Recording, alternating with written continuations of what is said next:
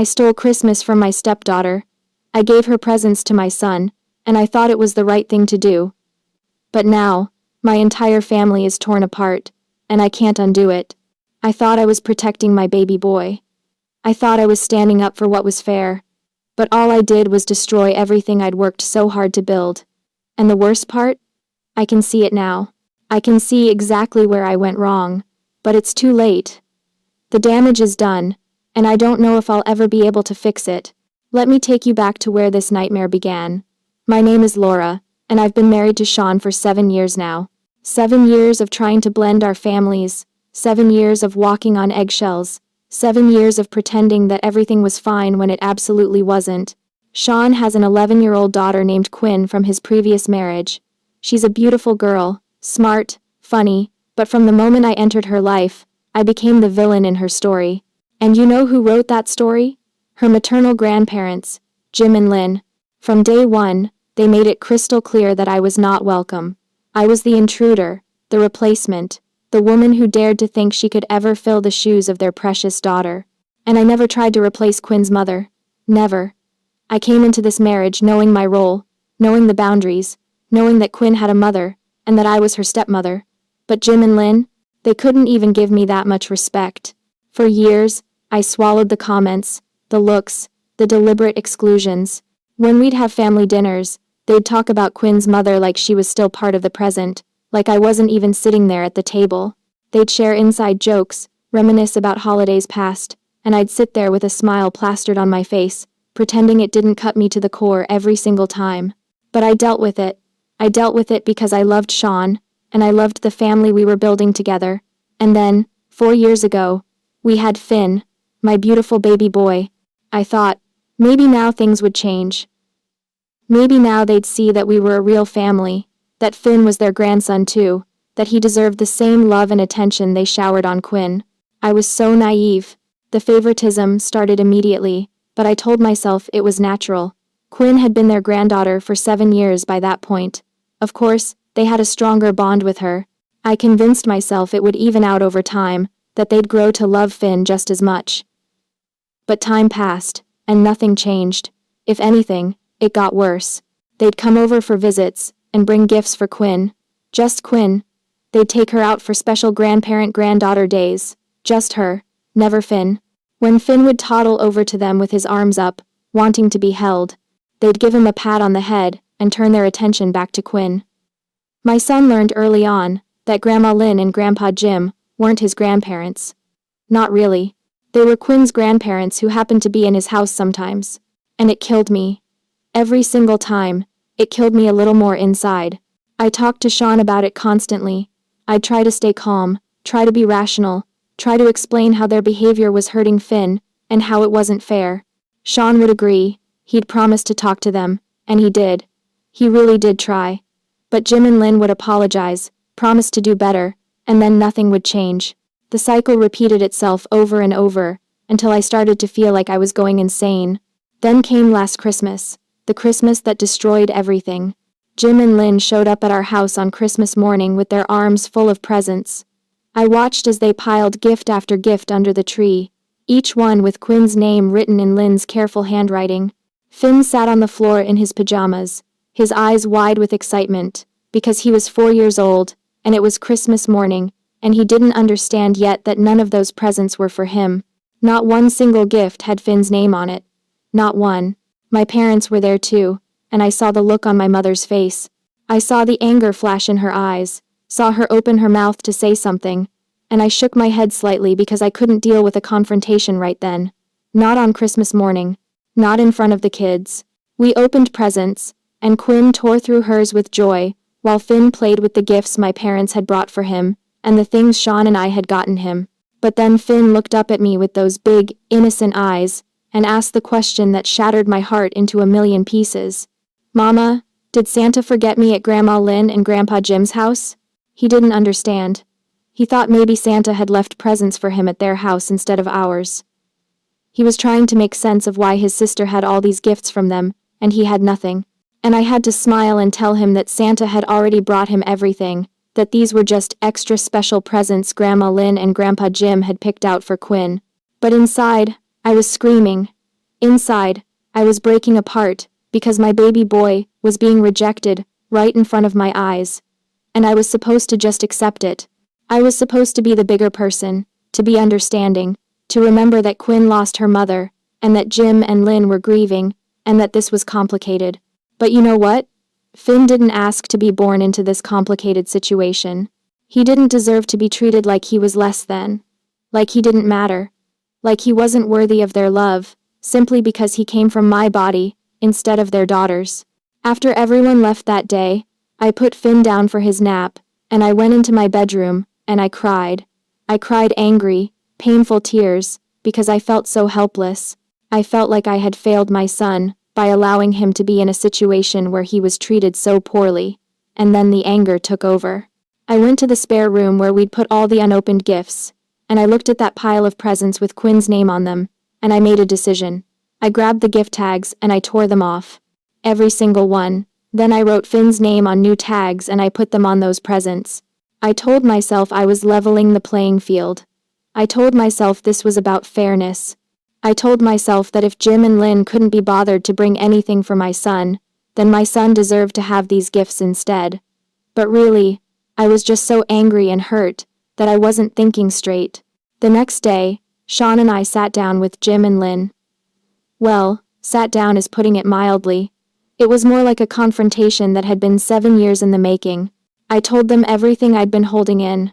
I told them how their favoritism was hurting Finn, how it was damaging our family, how it needed to stop immediately.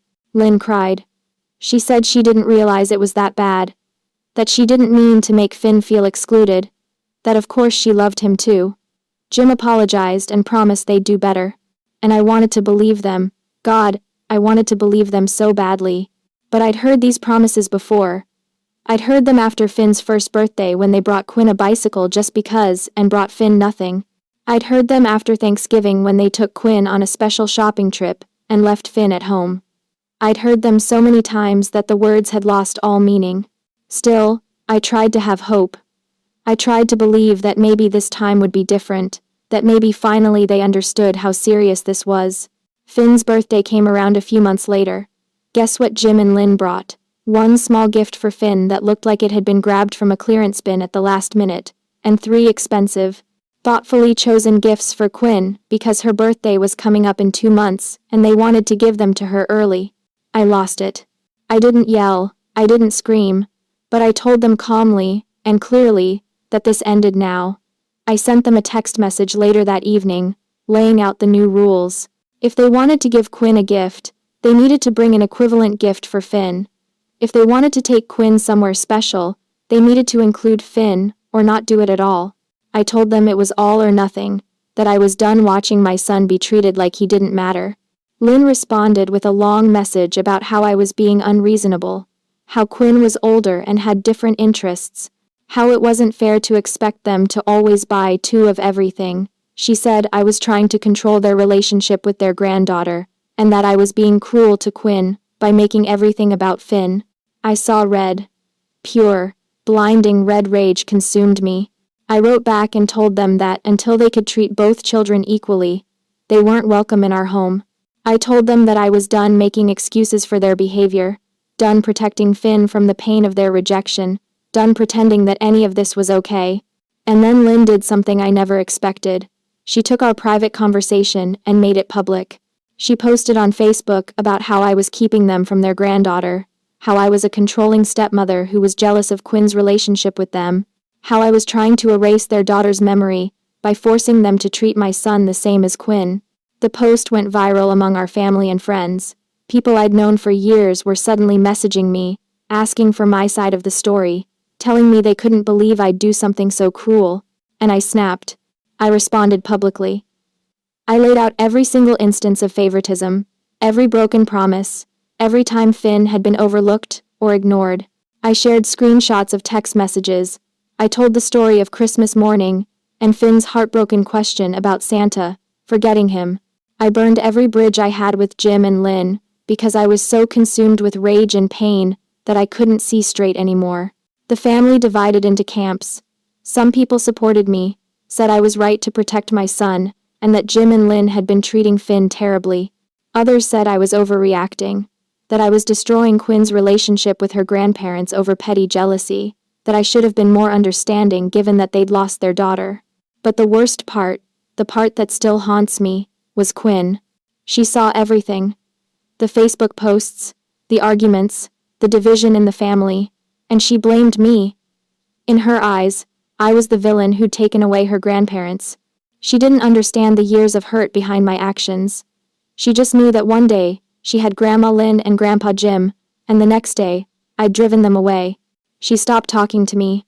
She'd come home from school and go straight to her room. At dinner, she'd answer Sean's questions but ignore me completely. When I tried to explain, tried to tell her that I wasn't trying to hurt her, she'd look at me with such cold hatred that it made my blood freeze. I'd entered her life, wanting to be a positive presence, someone she could trust and rely on. And instead, I'd become exactly what Jim and Lynn had always told her I was, the wicked stepmother. The tension in our house became unbearable. Sean was caught in the middle, trying to support me while also dealing with his daughter's pain. He understood why I'd done what I did, but he also saw how much it was hurting Quinn, and that hurt him. We started fighting. Small disagreements would escalate into huge arguments about the family situation.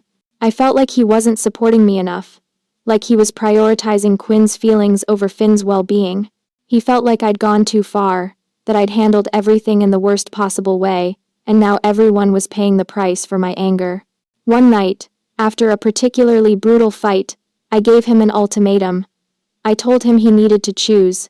Either he was on my side, supporting my efforts to protect Finn and make sure he was treated fairly, or he was against me. Either we were a united front, or we were nothing. He chose me. But the way he said it, the defeat in his voice, the sadness in his eyes, I knew I hadn't really won anything. I'd just forced him to pick between two impossible choices, and neither one would make him happy. If you've ever been in a blended family situation, or if you've struggled with favoritism and fairness, I need to hear from you. Leave a comment below telling me your story, because right now I feel so alone in this mess I've created, and I need to know I'm not the only one who's faced these impossible choices. Things got worse before they got better. Actually, I'm not sure they've gotten better at all. I'm just numb to it now. Jim and Lynn tried to maintain a relationship with Quinn by meeting her outside our house. They'd pick her up from school or arrange to see her at other family members' houses. At first, Sean and I said no, that if they wanted to see Quinn, they needed to follow our rules about treating both kids equally. But Quinn begged.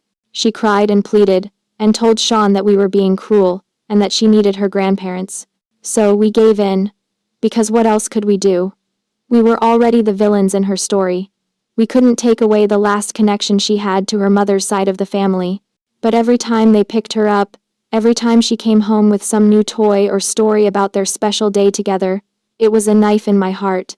And Finn would ask why he couldn't go, why Grandma Lynn and Grandpa Jim didn't want to see him, and I'd have to come up with excuses that protected him from the truth. The truth that they didn't love him. The truth that in their eyes, he would never be good enough because he was mine. I started seeing a therapist because I was drowning in anger, and regret, and pain, and I didn't know how to process any of it. She asked me questions that I didn't want to answer.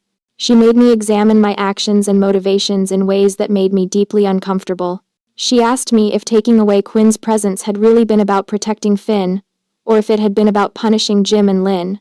She asked me if going nuclear on Facebook had been about standing up for my son, or if it had been about making myself feel powerful in a situation where I'd felt powerless for years, and I didn't have good answers. Because the truth was complicated and messy, and I didn't like what it revealed about me. Yes, I wanted to protect Finn. Yes, I wanted him to feel loved and valued and equal to his sister, but I also wanted to hurt Jim and Lynn the way they'd hurt me and my son. I wanted them to feel the pain of losing something precious. I wanted them to understand what it felt like to be excluded and rejected. I'd become vindictive. I'd let my anger turn me into someone I didn't recognize. The therapist asked me if I'd considered Quinn's perspective. And honestly, I hadn't. Not really. I'd been so focused on Finn's pain that I'd ignored Quinn's. She'd already lost her mother. Her grandparents were her last connection to that part of her identity, to her history, to the mother she barely remembered. and I'd threatened to take that away from her because I was angry about how they treated my son. Was I wrong to want Finn treated equally? No. Was I wrong to be angry about the blatant favoritism? No. But was I wrong in how I handled it? God, yes. So completely, devastatingly wrong.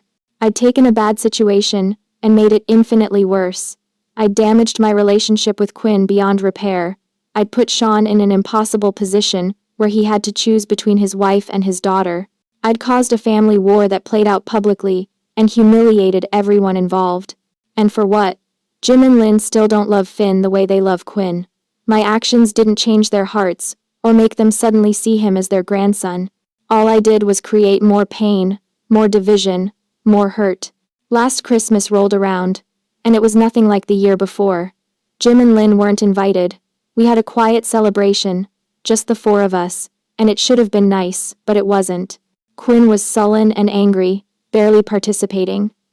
Finn was happy with his gifts, but kept asking why Grandma Lynn and Grandpa Jim weren't there. Sean tried to keep things cheerful, but I could see the strain on his face. I'd wanted to protect my son from a painful Christmas, and instead I'd created an even more painful one for the entire family. My relationship with Sean has never fully recovered. We're together, we're functioning, but there's a distance between us that wasn't there before. He looks at me sometimes and I can see the question in his eyes.